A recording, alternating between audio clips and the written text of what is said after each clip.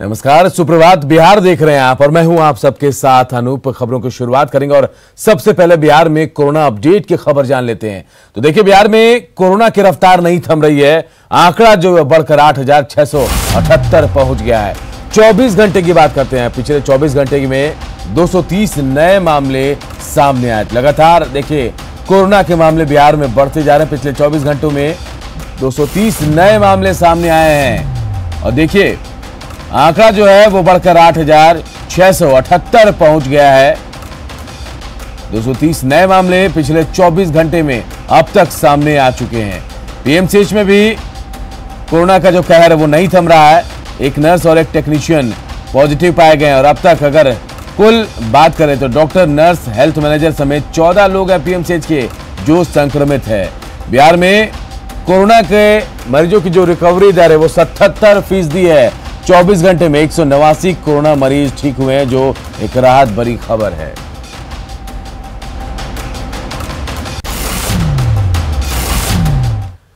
और एक और बड़ी खबर का रुख करते हैं। न्यूज 18 की खबर का बड़ा असर हुआ। अग्निशमन पदाधिकारी के खिलाफ एफआईआर दर्ज की गई है। अग्निशमन पदाधिकारी कन्हैया यादव पर रिश्वत लेने का आरोप लगा है। 5,000 रुपए रिश्वत लेने का आरोप लगा था कन्हैया यादव पर। जांच के बाद होमगार्ड के कमांडेंट ने एफआईआर दर्ज कराई है। न्यूज 18 ने रिश्वतखोरी का ये पूरा वीडियो भी दिखाया था। दुकानदारों से रिश्वत मांगने का आरोप लगा था अग्निशमन पदाधिकारी पर और एनओसी के नाम पर दुकानदारों से पैसे की उगाही की गई थी। फ्री में सामान भी लेकर गया था अफसर।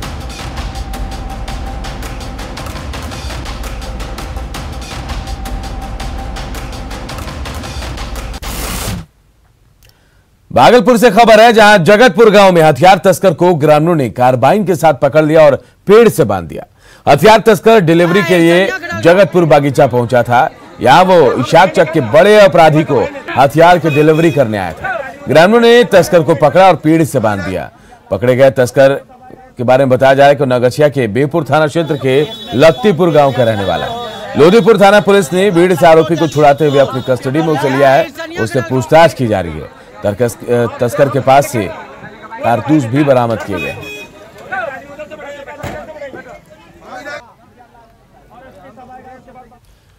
इधर कैमूर में डबल मर्डर मामले का पुलिस ने खुलासा कर दिया। अवैध संबंध को लेकर पिता पुत्र की हत्या हुई थी। यही नहीं, अवैध संबंध में 2 महिलाएं भी अपनी जान दे चुकी हैं। पैसों के बल पर पिता पुत्र ने कई महिलाओं को अपनी हवस का शिकार बनाया। 30 मई को जब दोनों अपने खेत की निगरानी के लिए सोए हुए थे तो गांव के 3 युवकों ने उन्हें कुल्हाड़ी से काट डाला था। जांच के बाद तीनों आरोपियों ने अपना गुनाह कबूल कर लिया और बताया कि पैसे का लालच देकर दोनों अवैध संबंध बनाया करते थे। दोनों के कुकर्म से पूरा गांव परेशान था। इसके बाद बाप बेटे की हत्या कर दी गई। मेरे बहन के साथ, मेरे माँ के साथ वो लोग गलती नाजायज में काम करते थे, इसके लिए मैं घटना किया। हाँ, और जाके हम गुड़ा टांगी से वो लोग के मार डाला। ललन का हमारा बड़ी माँ से गलत संबंध था। जब उसका पता चल गया हमारा घर परिवार गांव में कि नहीं इसका गलत संबंध है, तो जहर खाली चल बसी। उसके बाद में उसकी लड़की भी आई थी, उसको ससुराल वाला ने तना दिया कि तुम्हारी माँ गलत थी तब जहर खाई। तो उसको बुरा लगा तो वो भी जहर खा के चल बसी। सर तीनों आदमी गया सर घर, अपना घर पर गया, टांगी लिया, जाकर सीधा वहाँ पे गया तो ये भाई बोला कि मैं पहले वार कर दूंगा तो तुम वार करना। ये पहले वार किया, उसके बाद मैं वार कर दिया। तुमसे घर ऐसे पूछताछ हुई थी, ये लोग अपना दोस्त स्वीकार किया और बताया कि कुछ महिलाओं के साथ छेड़छाड़ या प्रेम प्रसंग का मामला था, जिसके कारण से या खुन्नस से इन दोनों व्यक्तियों की पिता पुत्र की हत्या की गई है। किशनगंज के टेढ़ागाछ प्रखंड में सोहिया घाट पर रेतुआ नदी में मक्का लदी नाव नदी में डूब गई। नाव पर सवार आधा दर्जन लोग तैरकर बाहर निकल गए, लेकिन नाव पर सवार लदा 125 बोरा मकई नदी में बह गया। भारी वजन होने की वजह से नाव डूबने लगा और सारा मक्का पानी में बह गया। जब से आपका मक्की नदी में बह गया,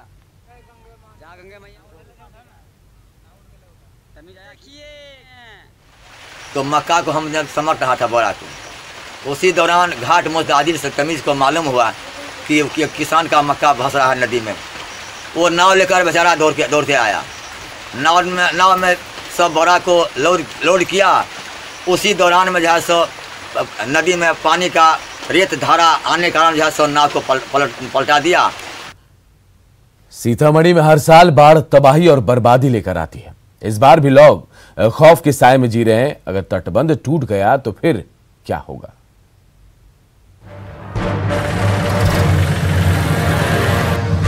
सीतामढ़ी का ये रुन्नी सैदपुर वही इलाका है जहां पिछले साल तटबंध टूटने से भारी तबाही मची थी।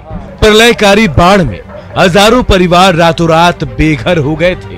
बागमती नदी के किनारे बसे लोग इस बार भी खौफ के साए में जी रहे हैं, क्योंकि इनके सिर पर एक बार फिर बाढ़ का खतरा मंडरा रहा है।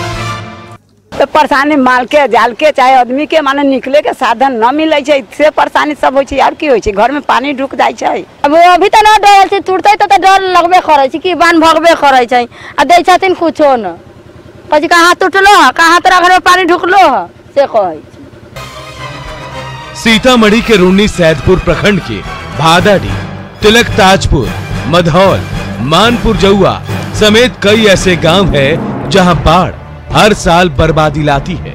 साल 2017 के खौफ का वो मंजर आज भी लोगों को याद है, जब एक ही जगह पर 3 बार तटबंध धराशायी हो गया था। दर्जनों लोगों की जान चली गई थी। अब लोगों को इस बात का डर सता रहा है कि अगर तटबंध टूट गया तो फिर क्या होगा। बहुत सा डरे हुए हैं कब बांध टूटेगा। हम लोग रात भर जाकर बयान करते हैं, बाल बच्चा को लेकर इस बांध पर गुजारा करते हैं और नहीं जाने कि कब बांध टूटेगा और कब पानी आएगा। भयभीत हुए हैं हम लोग। दूसरी ओर सीतामढ़ी के डीएम का दावा है कि बाढ़ को लेकर प्रशासन की तैयारी मुकम्मल है और प्रशासन अलर्ट मोड में है। जी हाँ, सभी तटबंधों का निरीक्षण कार्य चल रहा है और अंचलाधिकारी, एसडीओ एवं जिलाधिकारी के स्तर से तटबंध का निरीक्षण किया जाता है, जिसको पूर्ण कर लिया गया है। सभी जगह दिशा निर्देश दिए गए हैं कि सभी तटबंध पे सुरक्षात्मक कार्य को पूर्ण कर लिया जाए।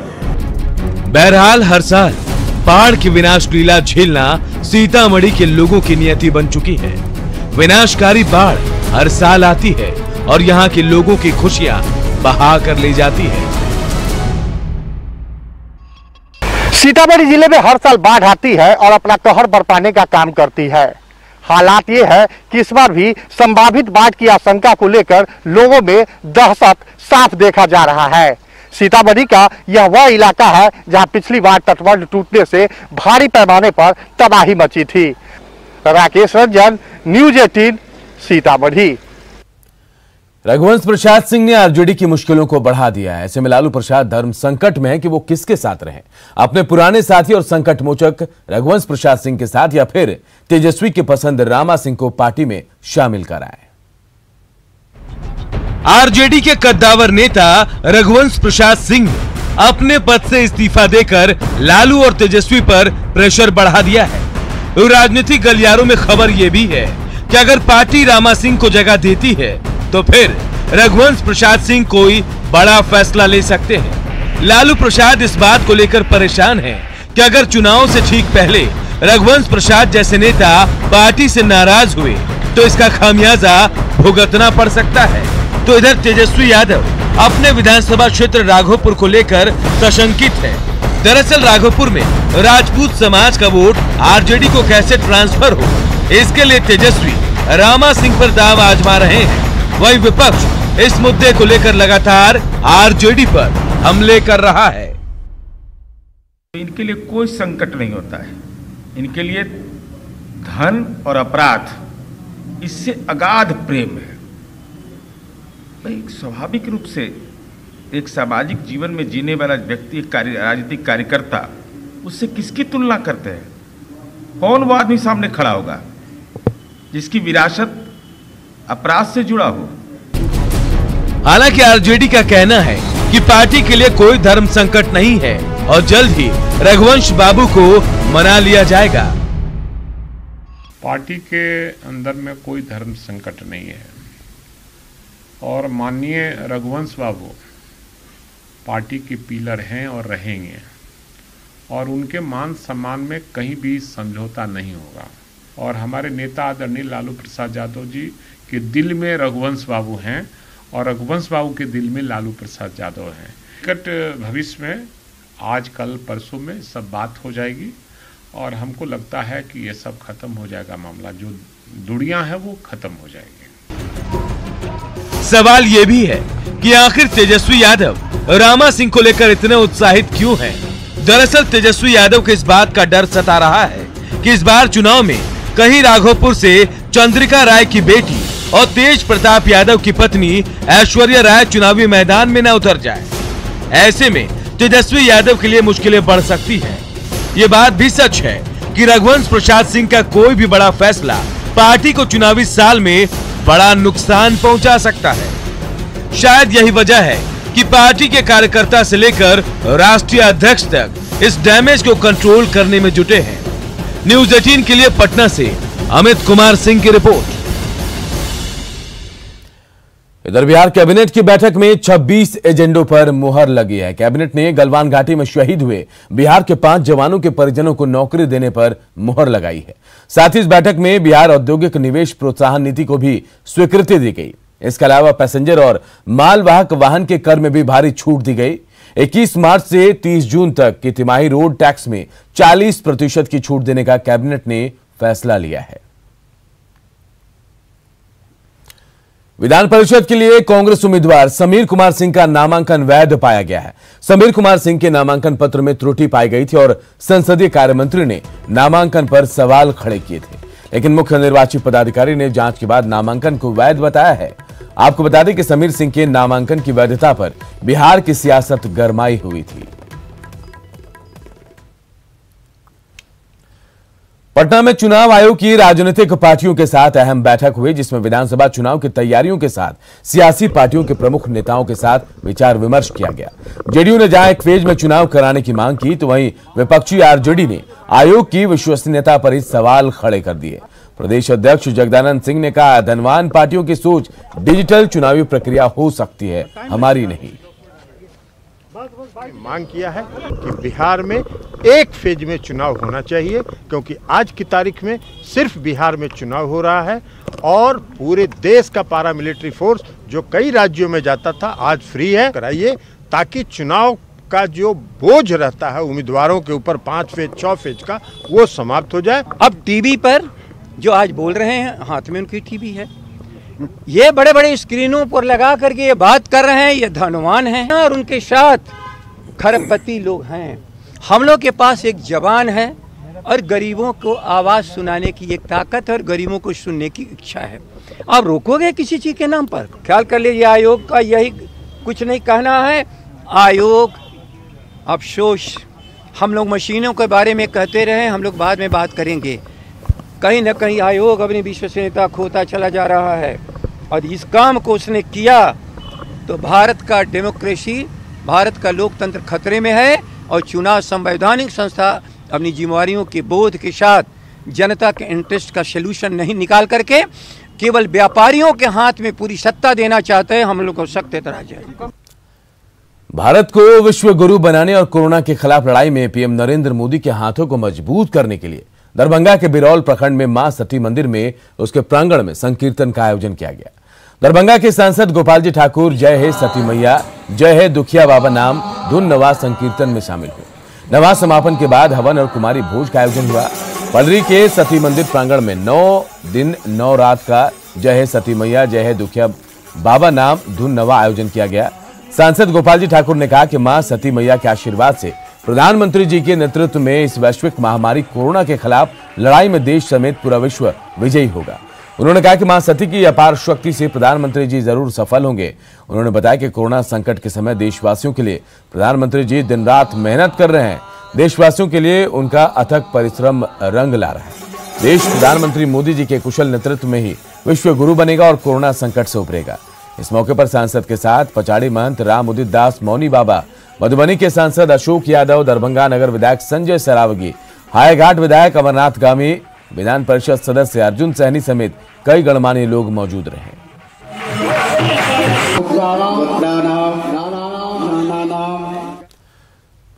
और बात एक सीआरपीएफ जवान की दर्द की, जिसकी जमीन पर दबंगों ने कब्जा कर लिया।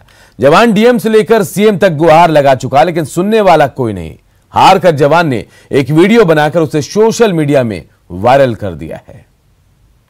मेरा गांव में खानदानी रहती जमीन है, जिसे गांव के कुछ दबंग लोगों ने जबरदस्ती कब्जा कर रहा है और मुझे घेराबंदी करने नहीं दे रहा है। सारा दस्तावेज होते हुए भी बोलता है कि तुम जमीन छोड़।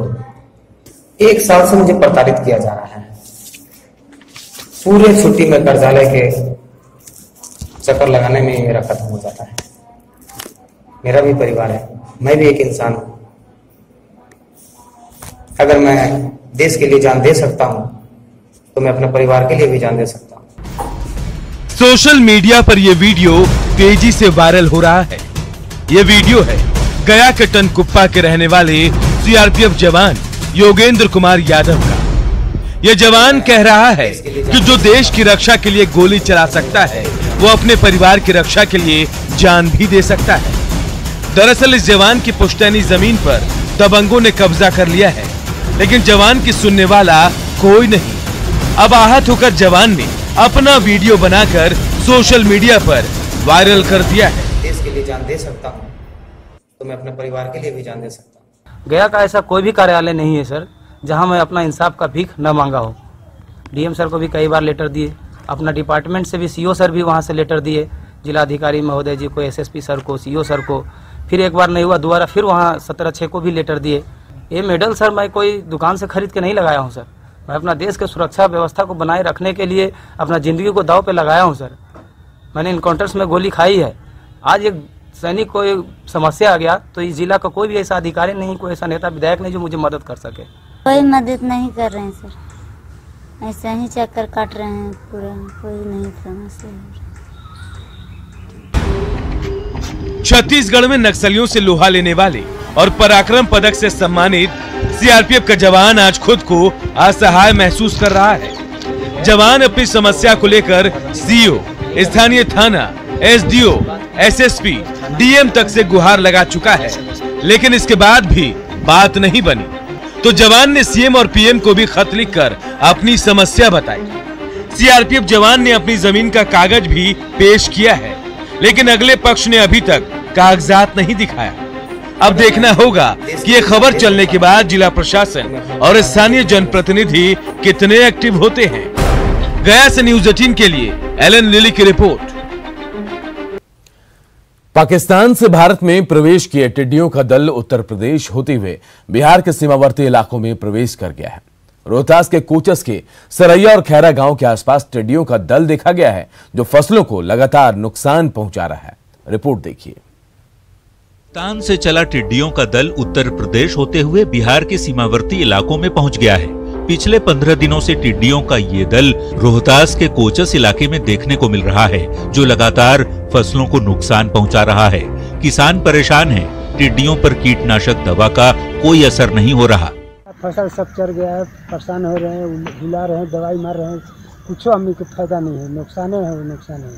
जिला कृषि पदाधिकारी ने बताया कि टिड्डियों का दल जब यूपी के प्रयागराज पहुंचा था, उसी समय से यहां बचाव को लेकर एहतियात बरते जा रहे थे और उसी का नतीजा है कि कोचस इलाके में आए टिड्डी मारे जा चुके हैं, जबकि बाकी टिड्डी बक्सर की ओर भाग गए। बक्सर कृषि पदाधिकारी को इसकी जानकारी भी दे दी गई है। कोचस के जितने भी जहाँ पे टिड्डी दल ने आक्रमण किया था, जो खैरा गांव कहलाता है, सरैया पंचायत का, तो वहाँ पे हम लोगों ने तुरंत पहुँच करके प्रॉम्प्ट एक्शन लिया, जिससे कि करीब आधे टिड्डी तो वो रात में ही खत्म हो विनिष्ट हो गए थे और जो बच गए सुबह में बक्सर की तरफ जाते हुए दिखे थे। तो वहाँ के जिला कृषि पदाधिकारी को भी हम लोगों ने अलर्ट कर कोचस के सरैया गांव के आसपास टिड्डियों का हमला हो चुका है और टिड्डी दल आकाश में देखे जा रहे हैं, जिसको लेकर जिला प्रशासन पूरी तरह से सतर्क है। खासकर कृषि विभाग पूरी तरह से एहतियात बरत रही है। जिस प्रकार से टिड्डी दल जो है सीमावर्ती क्षेत्र में प्रवेश किए हैं और फसलों को नुकसान पहुंचा रहे हैं, जिससे किसान पूरी तरह से सतर्क हो गए हैं तथा टिड्डियों को भगाने के तरह तरह के उपाय खोजे जा रहे हैं। अजीत कुमार, न्यूज़ 18, सासाराम। सरकार की प्राथमिकता है 7 निश्चय योजना के तहत हर घर में नल से जल पहुंचाना।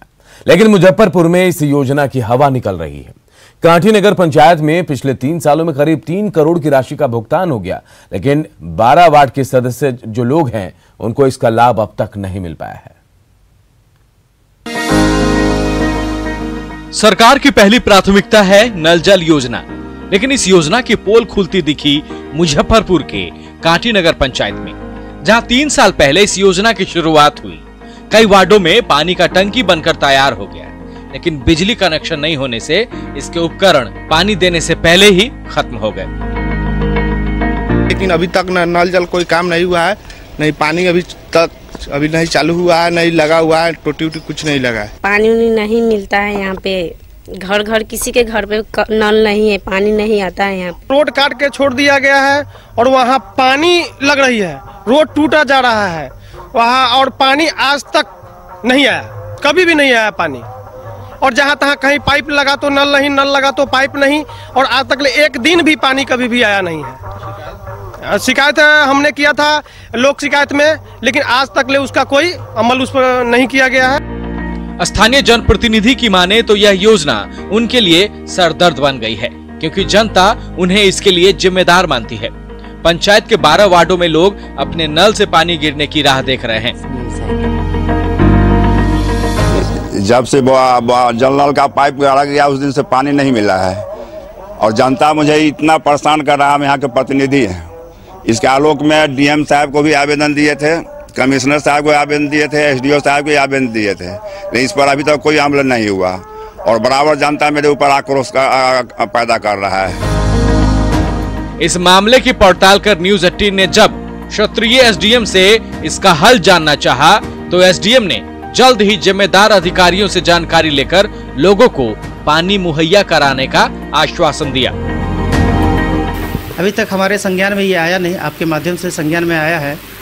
फिर मैं देखता हूँ कि क्या सच्चाई है और क्या धरातल पर कार्य हुआ है। अगर लगेगा कि नहीं जांच कराना उचित है तो मैं पदाधिकारी के माध्यम से जांच कराऊंगा। कांठी नगर पंचायत के अधिकारियों और इंजीनियर की यह एक बड़ी लापरवाही है, क्योंकि इलाके में थर्मल पावर के कारण अक्सर जल संकट रहती है।